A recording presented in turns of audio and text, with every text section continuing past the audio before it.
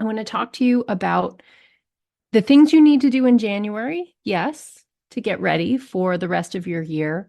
But the biggest thing about all of that is a belief in your work in the first place, a belief in the fact that your work truly is important. Because if you don't have that belief, it is hard to treat it seriously enough to do the work of getting your taxes organized and your business operations into a good place.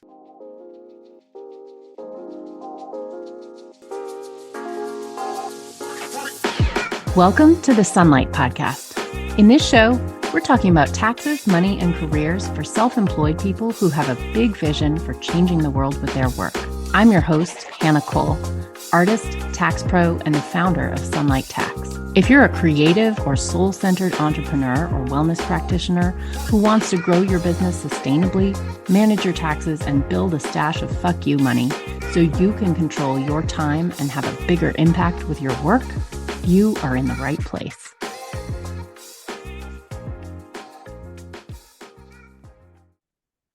Hello. Happy New Year. I'm recording this the day after the New Year holiday, and oh my gosh, what a whirlwind.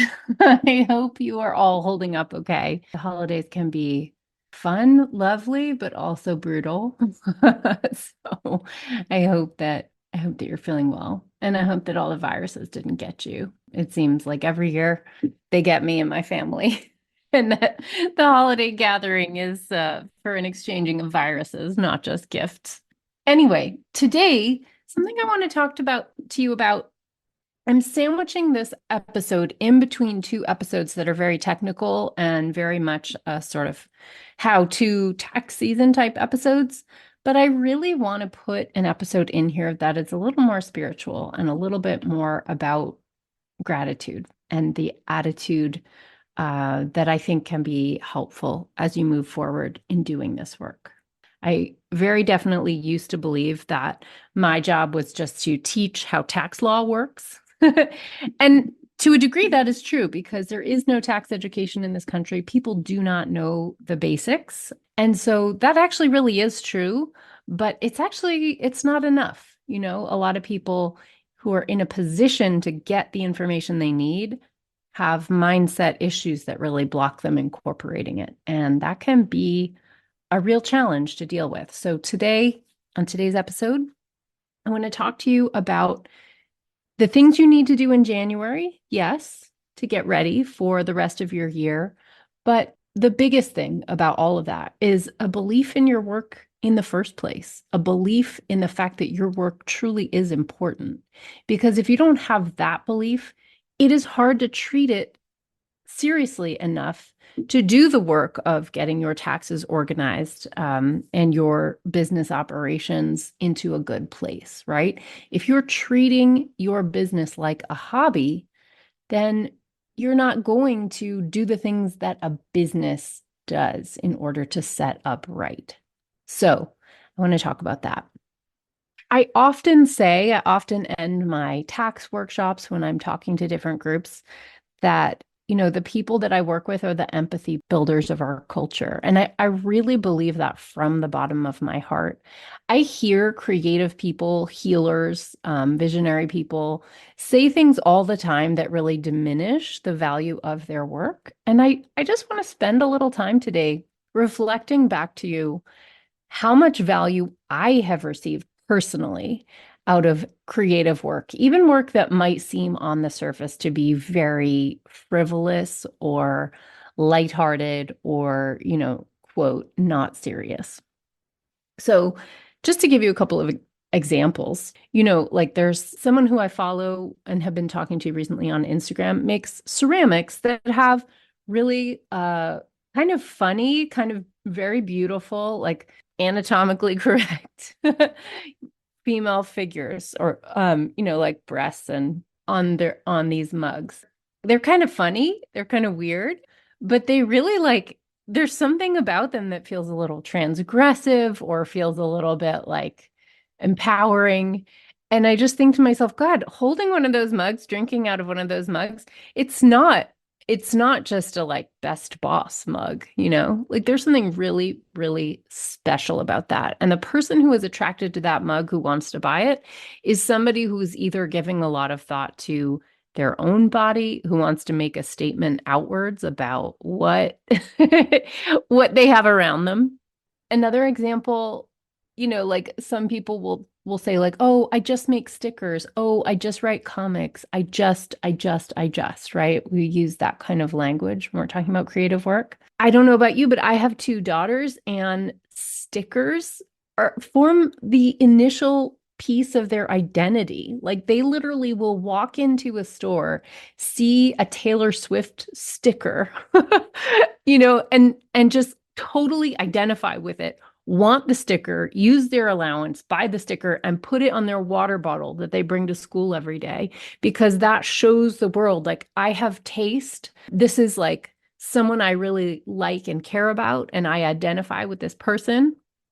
And they put those stickers on there. They also have stickers from Planned Parenthood and from the animal shelter that we volunteer at. Like their little water bottle that they bring to school is like covered in stickers that represent who, their blooming identities as individuals. and it may feel when you make a sticker that it's no big deal, right? But tell that to my daughter, you know. A new sticker on her water bottle at school is a point of conversation with other people in her class. It opens up an avenue, it opens an identity for her.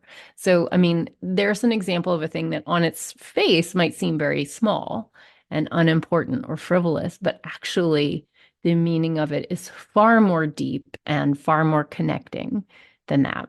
I myself, as a visual artist, have had existential crises, many of them through the years. And I remember feeling, at various times in my career, and often, frankly, because someone would say something directly to me about how unimportant or frivolous my work was. And it's like, yeah, it is my life's work that you are talking about there. And it certainly can feel very impactful when over and over again you hear everybody talking about STEM careers and money into important careers when here you are in one of the careers that's considered, quote, unimportant. And I have often diminished my own work or seen my own work through that lens and felt like, oh, what am I doing to help the world? I'm not curing cancer. I'm not solving homelessness. I'm just making, weird reproductions of things that exist in the world, right? Whether they're sculptures or paintings. But I remember a moment that I had with another painter, another artist's work. This artist, I will credit this artist, Matt Phillips. I went to graduate school with him and I truly love his work. I remember just like being on the internet and it was 2017. Trump had just been elected and was about to go into office. And I was kind of in that state of existential horror that a lot of us were at that time. And I remember like seeing an announcement for one of his upcoming shows. And he, at the time, was doing these abstract paintings with a real muted palette. And I just was looking at them and they didn't have any obvious reference. They were not representational. Were sort of geometric and abstract with these warm, glowing colors. And I was looking at that work and it just in that moment when I had been experiencing like a barrage of doom scrolling news intake, I looked at his totally non-referential paintings and I thought, oh, there's something more universal going on here. Like I just had this moment with his work and I thought like, people have appreciated shapes and colors and the feeling that you get from a combination of colors, or like, there's like a human hand element. I can see the humanity in this work that I'm looking at. And there was something really profound in looking through his truly beautiful work that had nothing to do with the news, had nothing to do with the, existential dread I was feeling at the time. And I felt deep and profound comfort at a shared humanity with him, with the world of art appreciators from the beginning of time.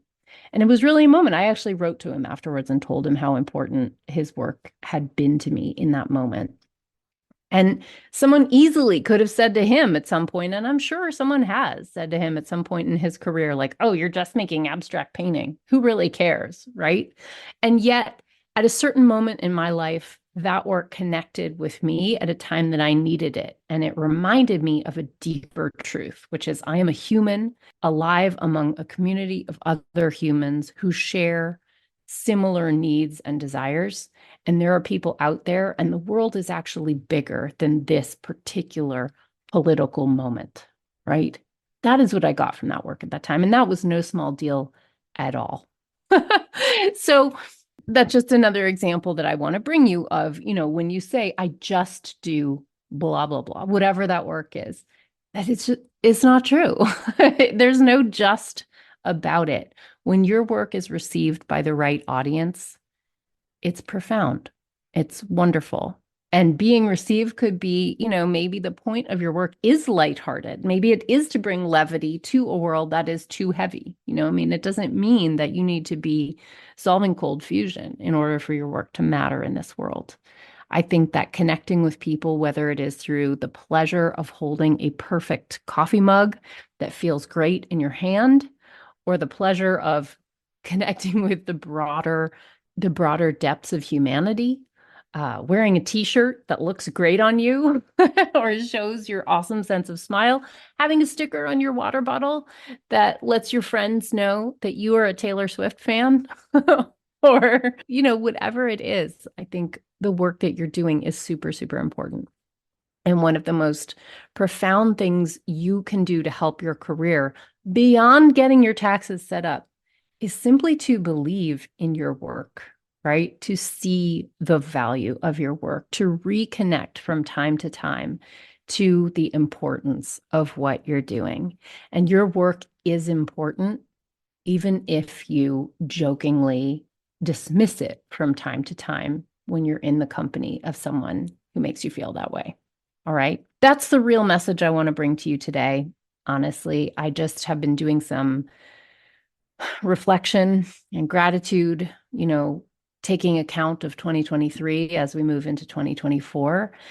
And the work of people like you is something that really matters to me. And so I just wanted to dedicate this episode to you, to the work that you do. And I hope that you find the value in it, you see the value in it, and you hold it up and take it really seriously. Because if you want to do more of that work in the world, have a bigger impact, have more clients, reach more people, make more profound change, fundamentally, the most important thing you do is you have to believe in it. So there you go. I will say now I will move into a little bit of technical tax stuff, and I will set you up for next week where we'll get quite technical. I will be talking about 1099s. But January is really a good month, one, for reflecting on what you value and what you don't, what you want to take with you into the new year and what you want to leave behind. And so I think it is a great time to reflect on the value of your work. But January is also a really good time to, I've been having this theme in a lot of my work and writing and podcasts recently, which is take a little time for planning to save you hours, weeks, months of stress later on, right? January is the ultimate month to take a little bit of time, maybe 30 minutes, to do some setup, to put some very simple systems into place. And if you do that, 4 months from now, when April comes around, you will be so happy. So January is the prime time for you to set yourself up for a really successful year in business.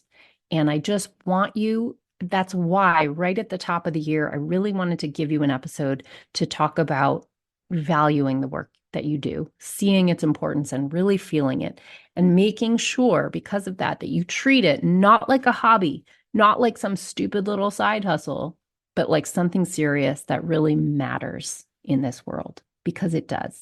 And then I'll tell you a couple of things that you'll need to do in January. So stuff that you need to do in January, you want to take a little time to plan out how you're going to manage your money. So you're going to need to finish your bookkeeping for 2023, right? Hopefully, you've had some rhythm of touching your bookkeeping throughout the year, so it's not in a total state of disarray. I recommend for people when they're starting out to not even necessarily do your bookkeeping every month, but definitely do it every quarter.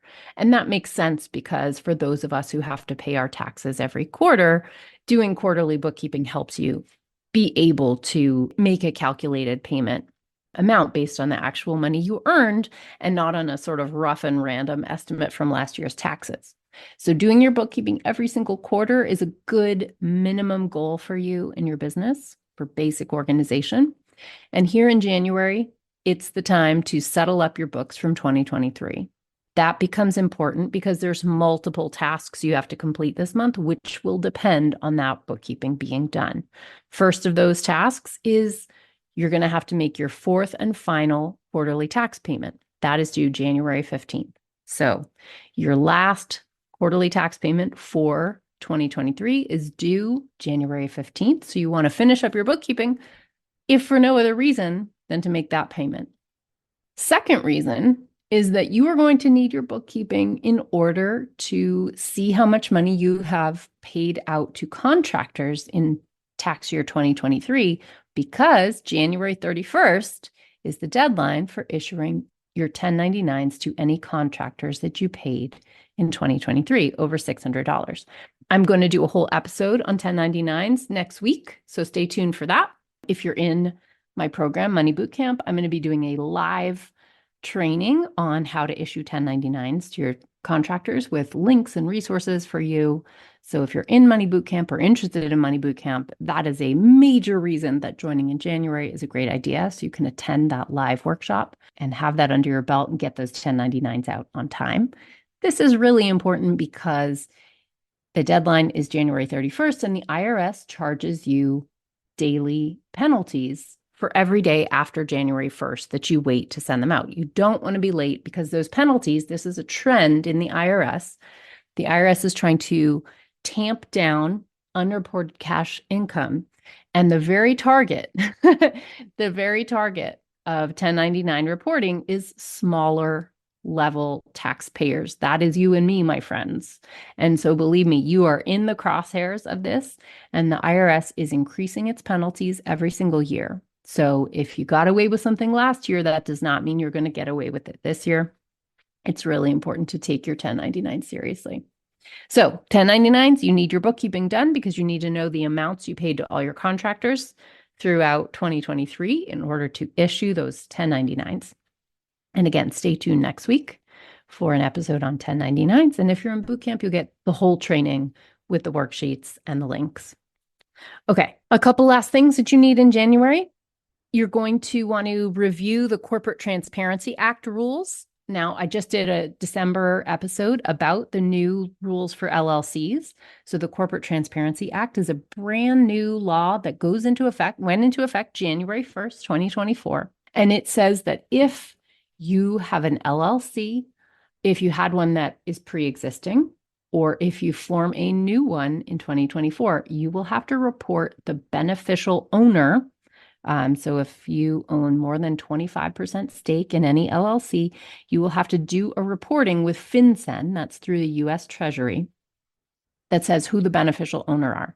It's not a big deal kind of a report. There's no fee associated with it, but you have to do it or there's pretty serious penalties if you do not. So this is a really important filing you have to do. So I want you to be aware that that's out there. If you missed that episode, it's called New Rules for LLCs. It was out in December, just a couple weeks ago. I'll put an episode link to that in the show notes for you. And then lastly, you want to set up a couple systems for yourself in January for receiving your tax documents for the year. So what that means is you want to establish, are going to collect your incoming tax, your 1099s, your W-2s, your brokerage statements, all of the tax documents that will be sent to you in the physical mail. You need a physical place to be putting them. Could just be a drawer, could be a filing folder, but you just want to pick a place. You want to consistently put every single one in there.